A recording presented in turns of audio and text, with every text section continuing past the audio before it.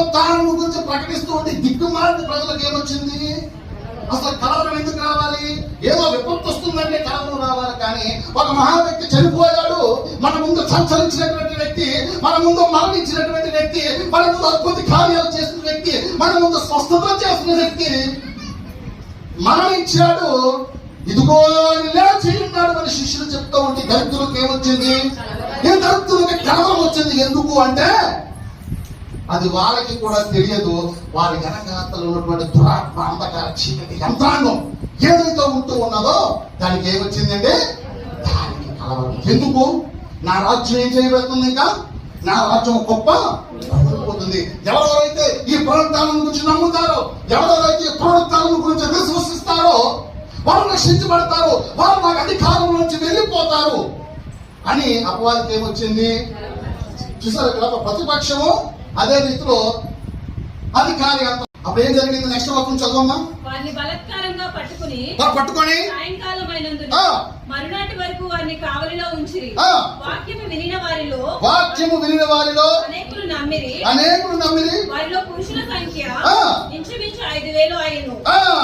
చూసారండి, అంటే ఎవరు కలవరపడ్డారు? ఎవరు ఈ విధంగా ఉన్నారంటే సద్దూకాయలు. ఎవరండి? సద్దూకాయలు అనేటటువంటి ఒక బ్యాచ్ ఉంది, దిగ్మాల బ్యాచ్. ఈ రోజులో అది వేరే పేరు. ఆ రోజుల్లో ఏం పేరు అది? ఆ రోజుల్లో సద్దుకాయలు. పేరు చూసి ఎలా ఉందో, సద్దుకాయలు. ఎంత దరిద్రం చూసారా పేరు? ఈ సద్దుకాయలు అనే వారికంట పునరుత్థానము వాళ్ళు నమ్మేటటువంటి మనుషులే కదా. సద్దుకాయటువంటి వారు వర్షం చూద్దాం, చూడండి. సద్దుకాయలు అనేవారు ఎటువంటి వారు? అపోస్తలుల కార్యం 23వ అధ్యాయం 8వ వచనం.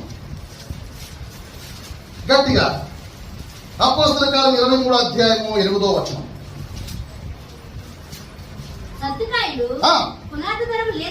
చూసారా? సద్దుకాయలు పునరుత్థానం లేదనియు దేవదూతైనను ఆత్మైనను లేదని చెప్పుదురు. హల్లెలూయా. చూసారా? వాళ్ళు ఏం చెప్తారట? ఆత్మ లేదు అంటే దేవుడు లేడు, దైవము లేదు, పునరుత్థానము లేదు, ఆత్మ లేదు, ఏమీ లేదు అంతే అన్నట్టుగా వాళ్ళు భావిస్తారు. అదే చెప్తున్నారు, అదే అప్పుడు ప్రకటించారు. ఇప్పుడు అటువంటి బ్యాచ్ ఉందా లేదా? ఇప్పటికి కూడా బ్యాచ్ ఉంది. ఎందుకంటే వీరి యొక్క ముత్తాతలే వారి యొక్క వంశ బీజాలే ఈ రోజుల్లో ఉన్నవి. హల్లెలూయా. ఇంకొక బ్యాచ్ ఉంది. ఆ బ్యాచ్ ఏ విధంగా ఉన్నారో చూడండి.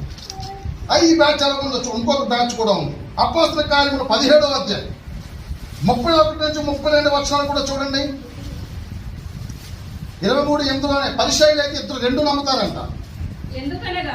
తాను నియమించిన మనుషుల చేత నీతిని అనుసరించి భూలోకమునకు తీర్పు ఒక దినమును నిర్ణయించి ఉన్నాడు. మృతులలో నుండి ఆయన లేపినందున దీనిని నమ్ముటకు అందరికీ ఆధారం చేసి ఉన్నాడు. అంటే ఎప్పుడైతే పునరుత్థానాన్ని మనం నమ్ముతామో తీర్పు అనేది ఒకటి ఉన్నది. చనిపోయిన వారు లెగిస్తారని మనం చెప్పగలుగుతాము. చెప్తారు. ఈ ప్రపంచానికి నిరీక్షణ ఉన్నదా? ఒక వ్యక్తి చనిపోతే వాళ్ళు ఏం చెప్తారు అంటే, మంచి పనులు చేస్తే ఈ లోకంలో మానవ జన్మ, చెడు పనులు చేస్తే కుక్క జన్మ, పంది జన్మ, ఆవు జన్మ, ఏగ జన్మ ఉన్నాయి కదా. సినిమాలే చేస్తున్నారు కదా ఏకంగా ఏగ. అవునా? ఇది ప్రపంచం యొక్క వినికిడి. కానీ క్రైస్తవ్యానికి ఏక జన్మ, కుక్క జన్మ, పంది జన్మ, దోమ జన్మ, ఇటువంటి దిక్కుమాల జన్మలు ఏమీ కూడా లేవు. ఇంకొక పెద్ద వ్యక్తి ఒకసారి అన్నారు, వచ్చే జన్మలో 10 ఈగల్లో ఒక ఈగగా, 10 దోమలలో ఒక దోమగా పుట్టి 10 ఈగల్ని 10 దోమలు నేను నవ్విస్తాను అని అన్నారు.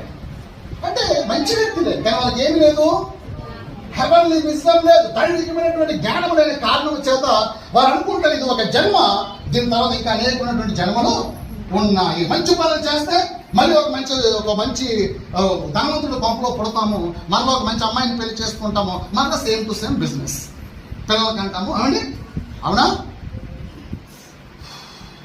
ఇదంతా లోకం తాలూకా విధానం. మరి లోకములో నుంచి ప్రత్యేకింపబడి దేవుని యొక్క రాజ్య వారసులుగా మన నేత్రాలు తెరవబడగా దేవుని సన్నిధిలోనికి వచ్చినటువంటి మనకున్నటువంటి విశ్వాసం ఏమిటి? ఒకే ఒక జన్మ. హల్లెలూయా.